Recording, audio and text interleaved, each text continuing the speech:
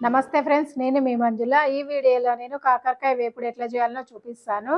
కాకరకాయ అంటే అందరూ ఇష్టపడరు, చేదు ఉంటుంది నాకు వద్దని అంటూ ఉంటారు. కానీ ఇలాంటి వేపుడు చేసి పెట్టండి, ఇష్టపడని వాళ్ళు కూడా ఇష్టంగా తింటారు. ఈ వేపుడు చేసి పెట్టుకుంటే మనకు వారం 10 రోజుల వరకు కూడా నిల్వ ఉంటుంది. ఫ్రిడ్జ్లో పెట్టకపోయినా బయట పెట్టుకున్నా కానీ బాగుంటుంది. రొట్టెలకు, చపాతీలకు, అన్నంలో కూడా చాలా బాగుంటుంది. నేను అనడం కన్నా ట్రై చేసినాక మీరే అంటారు బాగుందని. ఈ కాకరకాయ వేపుడు కోసం నేను 1/2 కేజీ కాకరకాయలు తీసుకున్నాను, తెల్ల కాకరకాయలు. వీటిని ఇట్లా ముక్కలు చేసి పెట్టుకున్నా. చూడండి, ఇట్లా సన్నగా కట్ చేసుకోవాలి. ఇప్పుడు పొయ్యి మీద ఒక గిన్నె పెట్టుకోవాలి, ఎలుపుగా ఉన్నది పెట్టుకోవాలి. ఇందులోకి ఒక 2 స్పూన్ల వరకు ఆయిల్ వేయాలి. ఇప్పుడు ఈ కాకరకాయ ముక్కల్ని మొత్తం వేసేస్తున్నాను.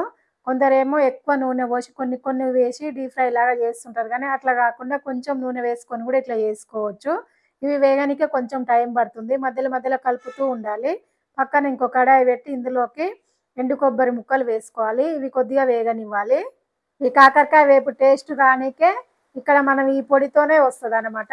ఎండు కొబ్బరి ముక్కలు కొద్దిగా వేగిన తర్వాత ఇందులోకి 1 స్పూను ఆవాలు, 1 స్పూను జీలకర్ర, 1 స్పూను ధనియాలు, 2 స్పూన్ల నువ్వులు వేసుకోవాలి. ఇవి వేయించుకునేటప్పుడు మంట చిన్నగానే పెట్టుకోవాలి, పెద్దగా అన్నమంటే అవి మాడితే చేదొస్తాయి.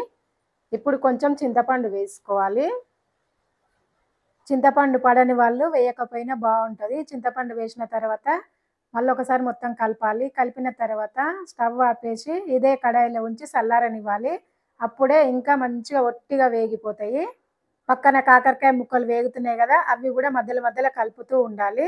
మంట చిన్నగా పెద్దగా అనుకుంటూ కలుపుతూ ఉంటే మనకి ఇక్కడ టైం పడుతుంది, ఒక 15 నిమిషాలైనా పడుతుంది. 15 నిమిషాలు అయినాక చూడండి మంచిగా వేగిపోయినాయి.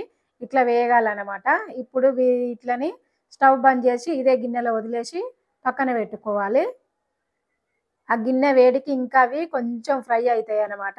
ఇప్పుడు ఫస్ట్ వేయించి పెట్టిన పప్పులు ఉన్నాయి కదా, అవి ఒట్టిగా అయిపోయినాయి. ఒక మిక్సీ గిన్నెలో వేసేసుకొని మిక్సీ పట్టుకోవాలి. స్టవ్ మీద అదే కడాయిలో ఒక 2 స్పూన్ల వరకు నూనె వేయాలి. ఇందులోకి జీలకర్ర, ఆవాలు వేసుకోవాలి. ఇక్కడ నేను 1/2 కేజీ కాకరకాయలు తీసుకొని చేస్తున్నా కదా, ఒక మీడియం సైజు 2 ఉల్లిగడ్డలని చిన్నగా కట్ చేసి వేసుకోవాలి. ఈ ఉల్లిగడ్డని దోరగా అవ్వనివ్వాలి. ఉల్లిగడ్డ మంచిగా దోరగా అయిన తర్వాత ఇందులోకి పసుపు, అల్లం వెల్లుల్లి పేస్ట్ వేయాలి. అల్లం వెల్లుల్లి పేస్ట్ కొంచెం పచ్చివాసన పోయేంత వరకు ఫ్రై చేసుకోవాలి.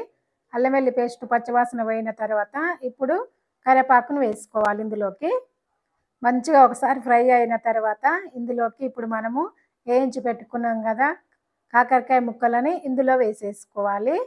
ఉల్లిగడ్డ పోపు వేసి తర్వాత కాకరకాయ ముక్కలు వేసి వేయించుకుంటే తొందరగా వేగవు, టేస్ట్ కూడా బాగుండవు. ఇట్లా సపరేట్ వేసుకుంటే బాగుంటున్నాయి. ఇప్పుడు ఇందులోకి ఉప్పు, కారం వేసుకోవాలి. 2 స్పూన్ల కారము, 1 స్పూను బావు ఉప్పు వేస్తున్నా. మేము తినేదానికైతే ఇది కరెక్ట్గా సరిపోతుంది. మీరు ఎక్కువ తినేవాళ్ళు కొంచెం ఎక్కువ వేసుకోండి.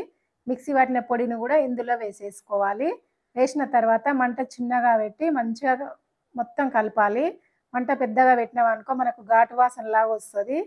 అట్లా కాకుండా ఇట్లా చిన్నగా పెట్టి 2 నిమిషాలు ఫ్రై చేసినామంటే మంచిగా ఫ్రై అవుతుంది. ఆ ముక్కలకు కూడా ఈ మసాలా పొడి మంచిగా పడుతుంది. ఆ ముక్కలకు మంచిగా పట్టేటట్టు మంచిగా కలిపిన తర్వాత ఒక 2 నిమిషాలు ఫ్రై చేసుకుంటూ ఇట్లనే ఉంచాలి స్టవ్ మీదనే. మంట అయితే చిన్నగా పెట్టుకోండి. నేను పప్పులు వేయించేటప్పుడు కొంచెం చింతపండు వేసిన కదా, చింతపండు వద్దనుకునే వాళ్ళు ఇప్పుడు లాస్ట్లో స్టవ్ ఆపేసినాక సగం నిమ్మపచ్చని రసం పిండుకుంటే సరిపోతుంది. టేస్ట్ అండ్ హెల్తీ కాకరకాయ వేపుడు అయితే రెడీ అయింది. మీరు కూడా ఈ విధంగా చేసుకోండి, చాలా అంటే చాలా బాగుంటుంది. ఇక్కడ నేను కొత్తిమీర వేయలేదు, కావాలంటే మీరు కొంచెం కొత్తిమీర వేసేసి స్టవ్ ఆపేస్తే సరిపోతుంది. చూసిరు కదా నేను చూపించిన కాకరకాయ వేపుడు ఎంత బాగా వచ్చిందో. నచ్చితే మీరు కూడా తప్పకుండా ట్రై చేయండి. అన్నంలోకి, చపాతీలోకి, రొట్టెలకు కూడా బాగుంటుంది. అన్నంలోకి అయితే కొంచెం టమాటా చారు కానీ పచ్చి పులుసు కానీ చేసుకుంటే సూపర్గా ఉంటుంది. ఇంకా మనకు వేరే కూరలు ఏవి అవసరం లేదు. ఇష్టపడని వాళ్ళు కూడా ఇష్టంగా తింటారు. ఈ వీడియో మీకు నచ్చితే లైక్ కొట్టండి, షేర్ చేయండి. ఫస్ట్ టైం చూస్తున్న వాళ్ళైతే మంజుల ఛానల్ని సబ్స్క్రైబ్ చేయండి. Thank you for watching.